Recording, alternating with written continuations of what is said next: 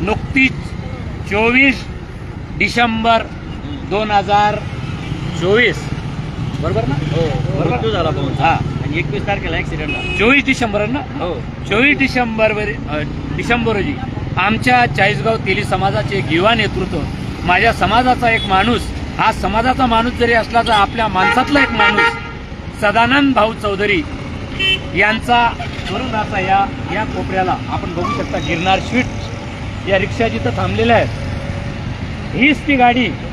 वेळ काळ थोडासा अर्धा तासाने 15 मिनिटांना बदललेला आहे. हीच ती शेंगदाणा फुटाण्याची गाडी. आम्हाला त्या उद्योग व्यावसायिक व्यापाऱ्यांना दोष द्यायचा नाही.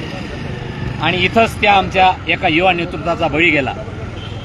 हे समाज मन म्हणतं समाज संपूर्ण शहर तालुका सुन्न झाला. घटना विघटित घडली, कशा प्रकारे कशामुळे घडली याला आपण कोणाला दोष देणार नाही सर. शेवटी विधीचं विधान असतं, ज्याचं कोणतं तो संपतो. पण ती जाण्याची वेळ नव्हती. भावनिक व्हायचा बाब आहे, कारण संपूर्ण तालुका हळहळतोय, शहर हळहळतोय. का तर एका बॅनरमुळे.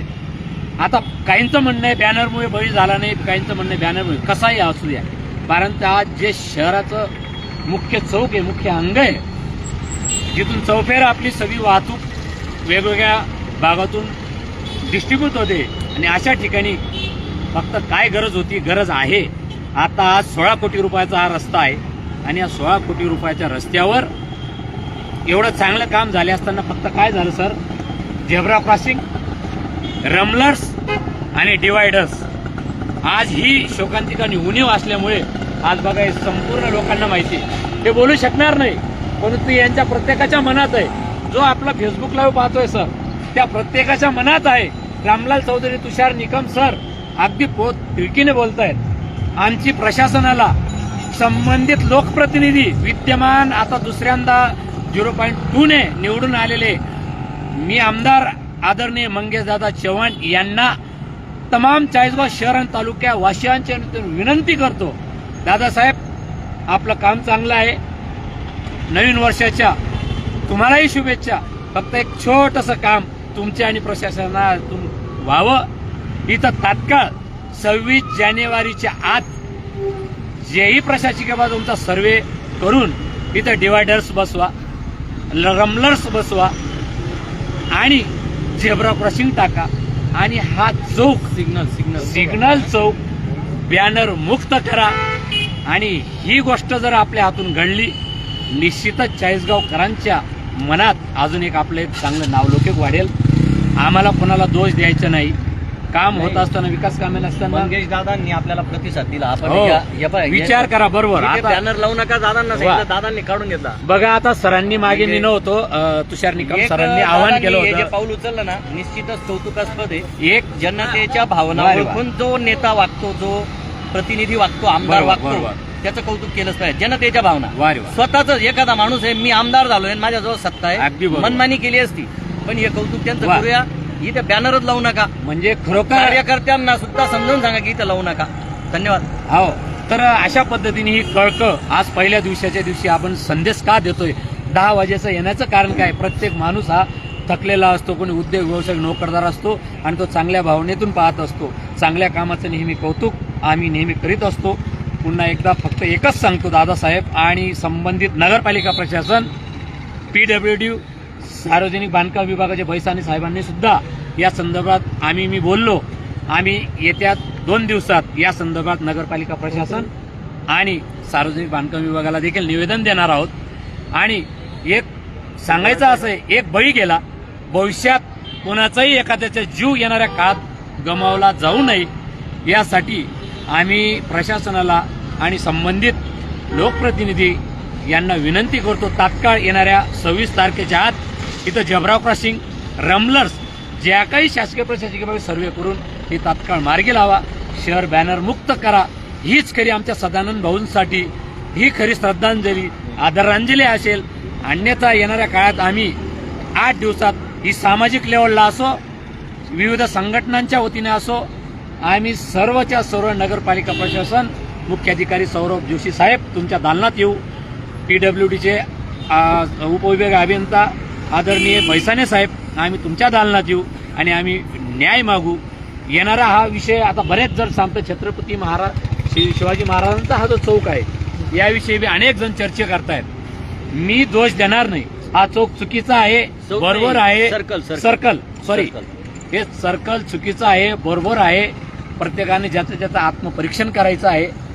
चांगलं झालेलं आहे, हा चौक चांगला झालेला आहे, परंतु एक छोटीशी याच्यात खंत आहे जी प्रत्येक शहरवासियांच्या मनात आहे. मी प्रशासनाला, नगरपालिका प्रशासनाला म्हणेल, संबंधित विभागांना म्हणेल, दादासाहेब आमदार महोदय आदरणीय विद्यमान एक तात्काळ त्याची ॲक्शन घेणारे आमदार आहेत. मी दादासाहेब, मी आजपर्यंत तुम्हाला आज पहिल्यांदा वैयक्तिक तुम्हाला मी विनंती करतो, जर या सर्कलमध्ये काही दुरुस्त करता येत असेल, जनतेच्या विनंती नाही, तो झालाच पाहिजे. नाही सर, हे बघा, आपल्याला नाही बोलायचं. हे जे आहे ना, जी चूक आहे, ऐका, आपण लाईव्ह घेतोय, आपण प्रशासनाच्या चुका लक्षात आणून, प्रशासनाचे तर आपल्याला चुका लक्षात आणून देत असताना जिथे चुकलंय ना ते आपण डायरेक्टच म्हणणार आहे, हे चुकलंय, हे दुरुस्त व्हावं. नाही, आपण दादांना हे सांगू की तुम्हाला विनंती का करायचं काम, की तुम्ही प्रशासनाला ते सांगा, त्यांना प्रशासनाला ते सांगा, प्रशासनाला घटना घडल्यावर घडल्या म्हणून ते सांगा, आणि याच्यात काही थोडासा बदल करता येईल, याच्यात काही थोडाफार काही चेंजअप करत आले, आणि त्याची जागा असेल, त्यांची हाईट असेल, उंची असेल. तेच बघा, हे तो गाड्या इकडून येत आहे सिग्नल. आता हे लोकांचं म्हणणं आहे, या पद्धतीने जर तुम्हाला तुमच्या पद्धतीने काही जे शक्य असेल ते व्हावं अशी अपेक्षा व्यक्त करतो, आणि मी माझं वैयक्तिक म्हणणं सांगतो. आता तुमचं काही लोक आहेत, आपण यांच्याशी बोलू. दादा बोला. एक मिनिट. भूषण, आमचे निर्भय महाराष्ट्र पार्टीचे युवा कार्यकर्ते प्राध्यापक भूषण. सर्वप्रथम सर्व चाळीसगाववासियांना वंदे मातरम आणि नवीन वर्षाच्या सर्वांना हार्दिक शुभेच्छा.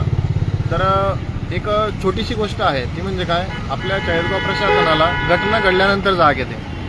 जसे आपले चौधरी काका यांचं ॲक्सिडेंट झाल्यानंतर तुम्हाला जाग येते की चाळीसगावातील बॅनर काढले पाहिजे, या चौकातील बॅनर काढले पाहिजे. त्याच पद्धतीने इथे सकाळी 10 वाजेपासून तर संध्याकाळी 5 वाजेपर्यंत मध्यंतरी शाळकरी मुलांचा खूप मोठी गर्दी असते. मग एखाद्या लहान मुलाला, एखाद्या कॉलेजच्या मुलाला एखाद्या गाडीवाल्याने ठोकलं किंवा त्याचा ॲक्सिडेंट झाला, त्याच्यात त्याला जीव गमवावा लागला, त्यावेळेस तुम्हाला जाग येणार काही ते झेब्रा क्रॉसिंग बसवले पाहिजे. तर प्रशासनाने तत्काळ याची दखल घ्यावी आणि या ठिकाणी झेब्रा क्रॉसिंग बसवावे. जय हिंद. Very good. हा सिग्नल पॉईंट आहे, सिग्नलच नाही इथं. दादा सांगा तुमचं नाव. फक्त आपली माझं नाव निलेश शिंदे. मी आदरणीय निकम सरांचा विद्यार्थी आहे, याचा मला अभिमान आहे. सरांनी जे उपक्रम हाती घेतलेले आहेत त्याबद्दल सांगावंसं तेवढं कमीच आहे.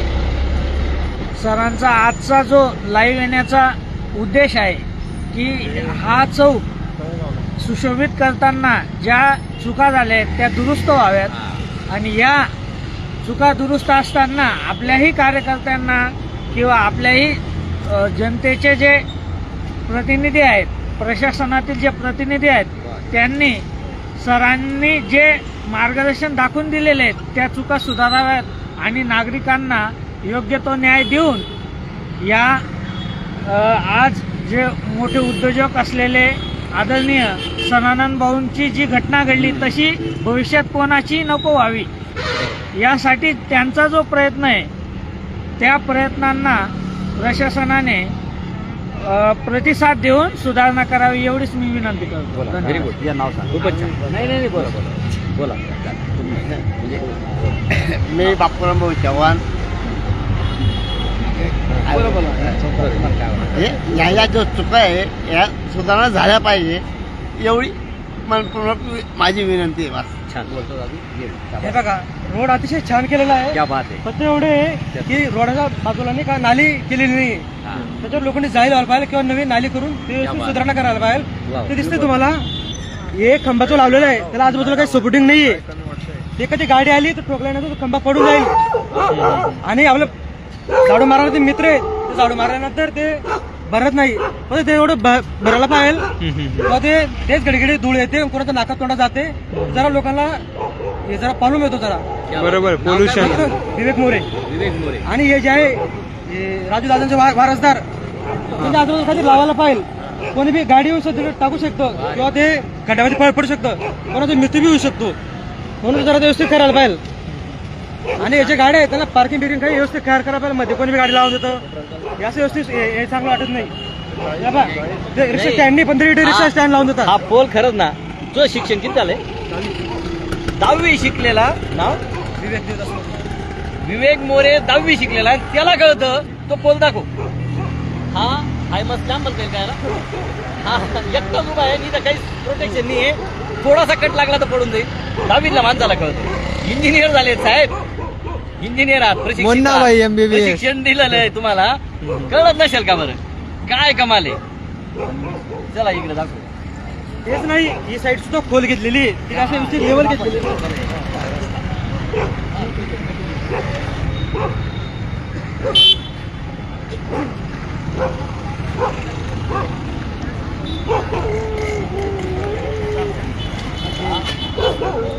आपण त्या दिवशी लाईव्ह केलं, हे भरलं ना, आपण दाखव ना त्या दिवशी.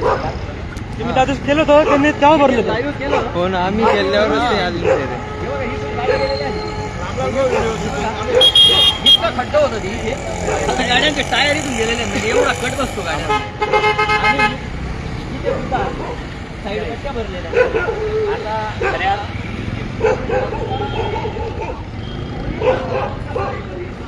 ते कोणी पडू शकतो. लहान मुलं कसे जातील आता सर किती खाली आहे.